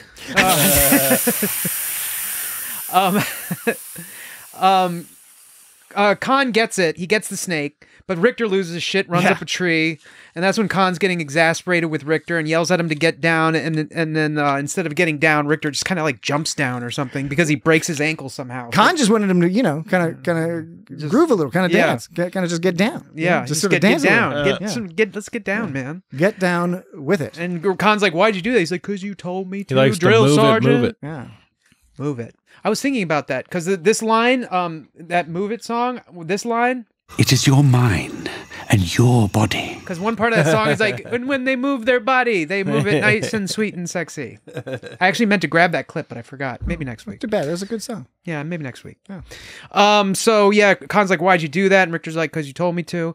So Richter can't keep his shit together, but Khan wasn't exactly handling it well either. He was doing well at first, but this is an example of where Khan could have used Ivan in this situation. Khan's not that great at a lot of things. Yeah, but Khan wants to handle everything himself. Yeah. That's the thing, and he's a micromanager, and which is bad because bad management. Yeah, because you have people work for you because they're better at specific things than you are. Yeah. And so that's why you get them to do it. And if you try to do everything yourself, you're trying to be a master of everything, which is you can't expect anyone to do. And also, which happens in this episode is he's becoming exhausted. And when you become exhausted, you become less effective on top of like the fact that you're not a specialist in everything. It's like downward spiral. It's like when somebody who has like a geology PhD starts like talking about space aliens or something. Yeah.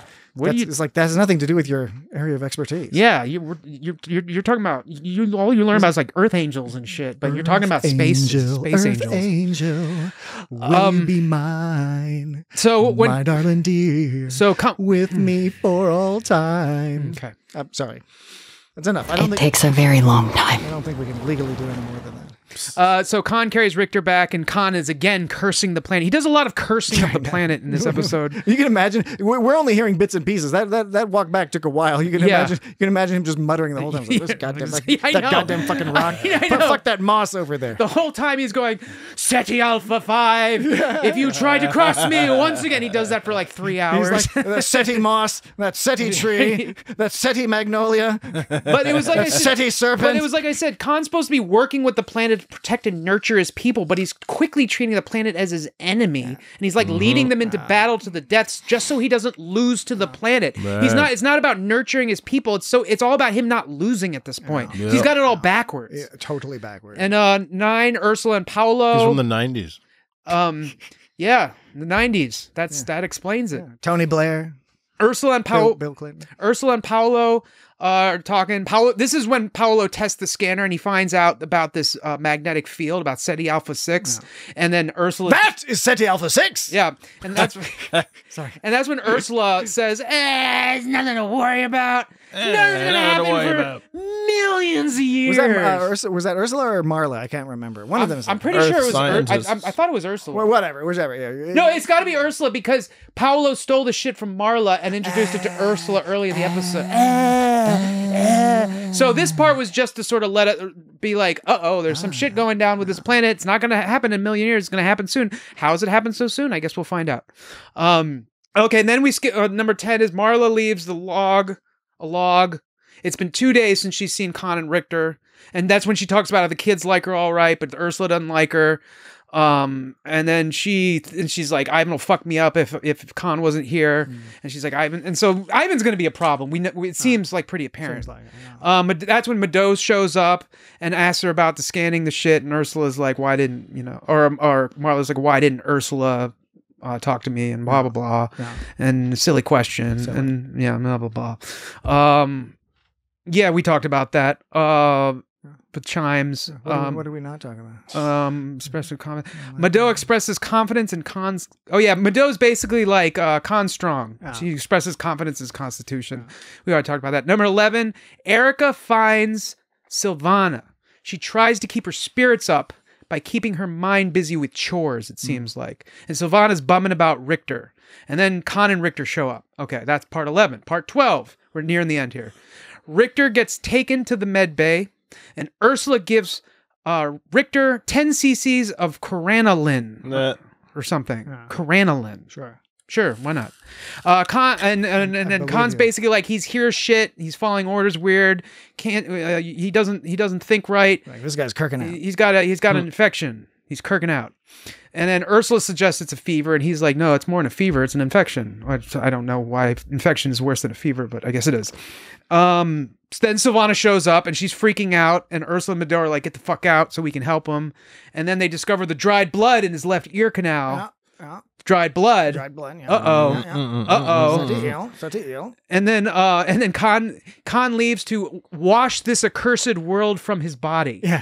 Once again, he just can't stop talking about how like this world's not going to defeat him. But it does set up the next scene where I think we're meant to understand that this is a nude Khan bathing in a river. A nude Khan, really? A nude Khan. He's bathing in the wild. Well, he's not in a bathtub. The tinklies and the twinklies are clearly like some sort of a babbling little stream. Well, before that happens, Ivan tells Marla not to follow Khan. And he's like, he doesn't need you. And she answers sarcastically and becomes like a super dick. And that's when I was like, oh man, that was messed up. And then she's like, fuck off, or Khan will fuck you off. And we talked about that's not helping. I mean, she doesn't have a lot of choices, but this is probably pisses Ivan off more. But yes, 13, next part, Marla apparently did follow Khan because, she's there with Khan, and she asks if she should go. She doesn't comment on the fact that he's completely nude. See, I didn't get that, but I'm not saying you're wrong. Go back and listen to when he's bathing. He's starts underwater because it's all like the underwater sound, and then he like emerges from the water, and you hear the water clear from his ear canals. Wow, you really got a strong image of this. And you get this feeling that he's been refreshed from the cold stream that's been fed by the glaciers up in the mountains. And as he emerges, he is just cold and nude and glistening. Glistening. You think he's going swimming in his underoos in the stream? No, he needed to wash all the filth from his trip. He had to take off those dirty old underoos, and he's nude. So I think when Marla comes, he's nude or has some sort of mere light covering around his waist. Okay, sure. I'd like to think that. Okay. Anyway, they have a nice chat, and there seems like things are going well with them. She's like, man, this guy is badass. Like, he's completely fucking naked. Okay. and really harping on this point. And his penis has not twitched one bit. It's just chilling there. Yeah, it's just chilling. Yeah. It's all shrinky dinky because it got out of the cold fucking stream. So Khan says, my life is not my own. It belongs to them. She says, I thought it was the other way around. He says, for a king, perhaps even a sultan, but not for a leader. Now, he might be narcissistic, impulsive, arrogant, and demanding, but you can't say that he's not at least trying to fight the good fight. He's trying. I mean, the road to hell is paved with good intentions or whatever. And the bad guy always thinks that he's the good guy in the story. True. A good bad guy. A good bad guy has to think he's doing right. But anyways, he's getting sleepy. He wants her to stay, and he says he's not trying to be tricky. He's like, I don't mean any ulterior motives. I just want you to be here. And she's referencing the whole using her as a brood mare. Yeah. And then she says, like, well, even if you were trying to be tricky, it's all good. I'd stay anyway. So this is a sign of them coming closer together again. So this is good. This is good for the relationship. Ursula and Richter, she's not happy. She's just like, he's all fucked up. I don't know what to do.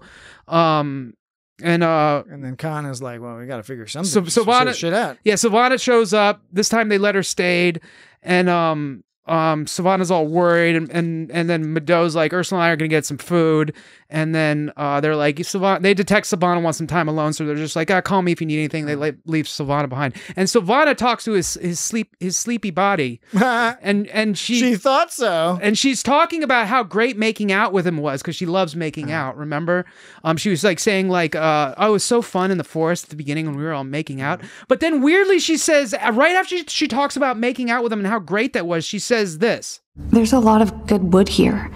She says that right after. Now, Jesse, hold on, Dan. Jesse, do you think Dan is implying that she's talking about penis, like that wood is referencing penis? I kind of think that, yeah. There's a lot of good wood here. And is she basically threatening him, saying like there are a lot of other dudes here. Richter, you got to get your shit together. There's a lot of other dudes I'm not here going to hang around with hard penises. I just think it's weird she talked about how great making out with him was, and then she immediately, quote, changed the subject by saying, there's a lot of good wood here. It just seems like it was that was planned on her part. This is a pattern. Last week, Dan was talking about ejaculation or semen or something. I forget. You were just talking about Khan's naked, glistening penis. Well, that's artistic. Okay, that's okay. I can get that. We're way over. So how many more list items left? Okay, So he wakes up, freaks out, and then he kills her. Yeah. Another fucked up scene, especially the sound. Oh God, I'm okay. Oh God, this is so awful. Okay, warning to the audience. This is awful. I'm about to play in 3, 2, 1.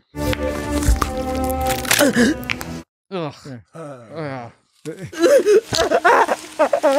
Aided in part by Jesse eating an apple. Yeah.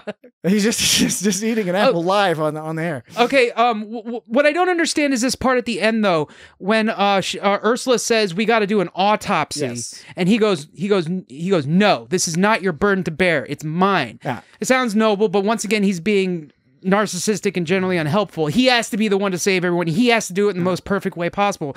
But he does end up killing himself. So are they going to perform this autopsy? Yes. You think they'll say autopsy? But my autopsy. No pad plus. But he said, when she said we need to perform an autopsy, he said no. So it sounds like he was saying no to the autopsy.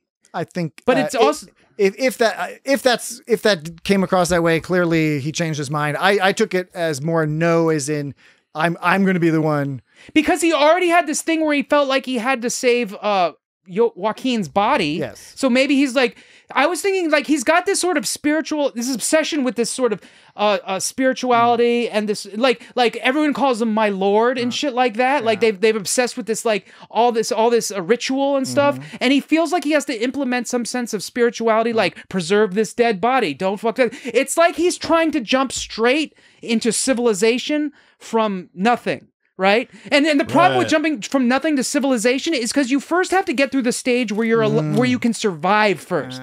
Because it seems like the first stage is let's figure out how not to die. After we figure out how not to die, then we can start organizing with religion and spirituality and all that shit. There is... And it seems like he's trying to jump ahead. He's trying to jump to the end part before getting the not dying part down.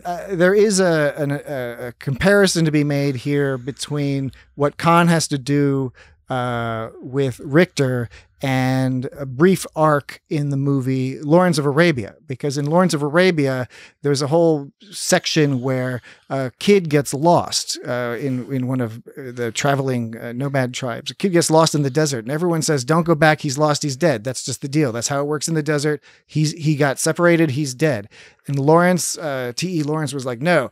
He went, found the kid at great danger, brought him back from the desert. Danger. It was a big miracle. Everyone was like, oh my God, this is amazing. However, then that kid made some transgression where he caused some problem and the law said he needed to be killed. And T.E. Lawrence was like, shit, well, if somebody has to kill him, then I'm going to be the one to kill him. I can understand. And I think the writers probably did that on purpose to have a little bit of that. I'm the leader. To prove I'm the leader, I have to do the fucked up thing. And I understand why he killed him, but I also wouldn't be surprised if he didn't perform the autopsy because he would feel that that's desecrating a body, is what I'm saying. And there's some spiritual attachment to that. I think he killed him for the purpose of performing the autopsy because what she was saying is, I don't know what this is. It could be airborne. It could be something else. We need to figure this out because otherwise we could all be dead. And I tend to agree with you. It was just confusing to me because when she talked about performing an autopsy, he said no. Yeah. And so I guess he meant no, I'll be the one to kill him, but it sounded like he was saying no to the autopsy if you listen back. Is that the last list item? The only other thing is that Khan goes into the room with Richter and he's like, he tells Richter he loves him and then he like and then he wages war on the planet super style again. And then he's basically like Ceti Alpha 5, this time it's personal, basically. And very engaging story. He starts taking his place in the food chain personally. That's problematic. Very engaging story. Some more deaths. It's amazing how much you care about these characters already in just a few episodes. Great job done. Will he live? With the writing and the voice Will he live? Will he live? Do you want fish? Next week. Fish or perhaps some fish? Do you want fish? Fish or perhaps some fish? Do you want fish? Fish or perhaps some fish? Do you want fish? Fish or perhaps some fish? Do you want fish? Fish or perhaps some fish? Next week we will be discussing magical thinking. That's what it's called, magical thinking. Woohoo! I love the rain. We're looking forward to that. Facebook, etc. At It's Got Star Trek. YouTube. You know the deal. All right. We'll talk to you. We'll talk to you again next week. Bye bye. I would prefer you stayed. I do not wish to be alone right now. Tuvok out.